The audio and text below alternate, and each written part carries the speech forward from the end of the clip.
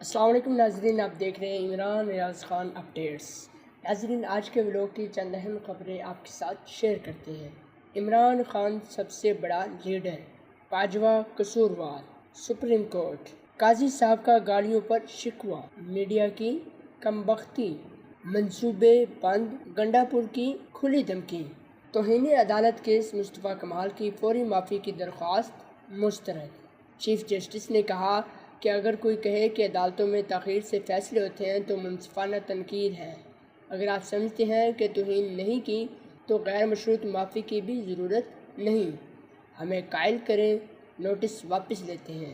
ایک بات مصطفیٰ کمال کی پریس کانفرنس میں تھی، لیکن اس پر غیر مشروط معافی مانگتے ہیں۔ بتائیں اس معاملے پر دین کیا کہتا ہے؟ آپ نے پریس کلب میں بات کی، پبلک میں بات کرنا اور تنہائی میں بات کرنے میں فرق ہے۔ اس پر فرق نسیم نے جواب دیا، دین تو بہت کچھ کہتا ہے، ہم پریس کلب میں واپس جا کر پریس کانفرنس کر کے معافی مانگ لیتے ہیں۔ عدالت نے توہین عدالت کا مواد نشر کرنے پر 34 ٹی وی چینلز کو شوکوز نوٹس جاری کرتے ہوئے کہا کہ ٹی وی چینلز بتائیں کہ ان کے خلاف توہین عدالت کی کارروائی کیوں نہ کریں۔ ناظرین، اس سماعت کے حوالے سے جو سب سے اچھا الیبوریٹ کیا ہے وہ ایک جرنلسٹ ہے مریم نواز خان۔ انہوں نے بہت اچھے طریقے سے اس کو الیبوریٹ کیا ہے۔ انہوں نے اس سماعت کے 7 نکاتی خلاصہ نکالا ہے۔ انہوں نے کہا کہ نمبر 1، مصطفیٰ کمال کی معافی ناقابل قبول، میڈیا اور سوشل میڈیا پر گالم گلوچ پر تنقید، فیصلوں پر تنقید کرنے والوں کو جواب، قرآن و سنت کے غیبت سے متعلق حوالے، پیمرا کا عدالتی کارروائی چلانے پر پابندی کا ذکر، پارلیمنٹ اور عدالت کی جنگ نہیں، امن کا درس، واڈا کی توہین عدالت کا ملبہ میڈیا چینلز پر۔ سپریم کورٹ میں فیصل واڈا کے خلاف توہین عدالت کیس کی سماعت کی 1 گھنٹہ 20 منٹ کی سماعت میں سب ہوا، بس واڈا کی زیر سماعت توہین آمیز پریس کانفرنس کا ذکر تک نہیں ہوا، اور عدالت نے یہ سماعت 28 جون تک ملتوی کر۔ جبکہ دوسری جانب جسٹس اطہر من اللہ نے نیب ترامیم کیس براہ راست نشر کرنے کی درخواست پر اختلافی نوٹ میں کہا کہ بانی پی ٹی آئی کو براہ راست دکھانا کسی قانون کی خلاف ورزی نہیں، وہ ملک کی سب سے بڑی سیاسی جماعت کے سربراہ ہیں۔ کیس کی کارروائی براہ راست نشر کرنے کی درخواست منظور کی جاتی ہے، بنیادی حقوق کے تحفظ کے لیے براہ راست نشر کرنا ضروری ہے۔ اختلافی نوٹ میں کہا گیا کہ کیس کی 31 اکتوبر 2023 اور رواں سال 14 مئی کی سماعت براہ راست نشر ہوئی۔ بانی پی ٹی آئی ملک کی سب سے بڑی جماعت کے سربراہ ہیں، بانی پی ٹی آئی کو براہ راست دکھانا کسی قانون کی خلاف ورزی نہیں۔ نیب ترمیم کیس پہلے براہ راست نشر ہو چکا ہے۔ پائلٹ پروجیکٹ کی کامیابی کے بعد 184(3) کے مقدمات بینچ 1 سے لائیو دکھائے گئے۔ اختلافی نوٹ میں مزید کہنا تھا کہ نیب ترمیم کیس میں اپیل بھی 184(3) کے کیس کے خلاف ہے۔ ذوالفقار علی بھٹو کو جب پھانسی دی گئی تو وہ عام قیدی نہیں تھے، بے نظیر بھٹو اور نواز شریف بھی عام قیدی نہیں تھے۔ جسٹس اطہر من اللہ نے کہا کہ سابق وزراء اعظم کے خلاف نیب اختیارات کا غلط استعمال کرتا رہا۔ سابق وزراء اعظم کے عوامی نمائندہ ہونے پر تذلیل اور ہراساں کیا گیا۔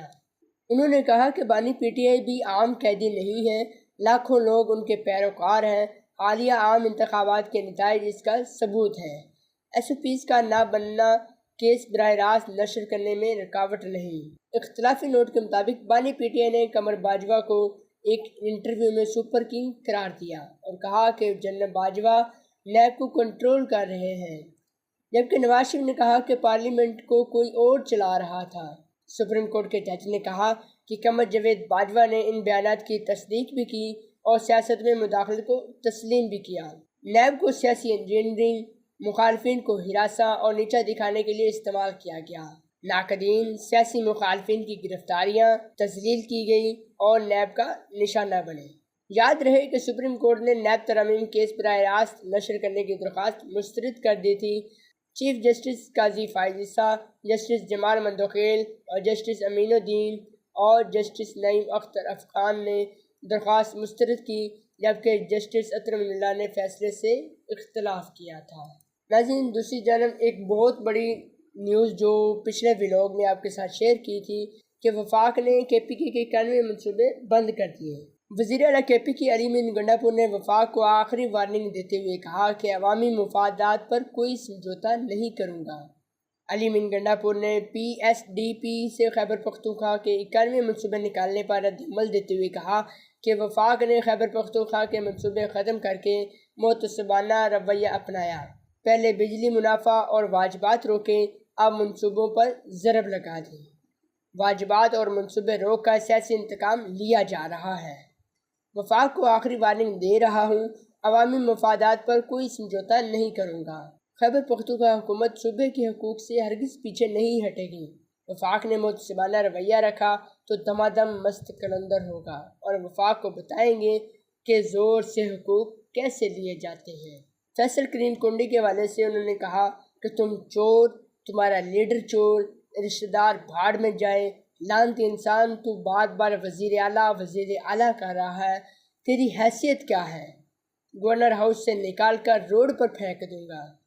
علی امین گنڈاپور کا فیصل کریم کنڈی کو سخت جواب۔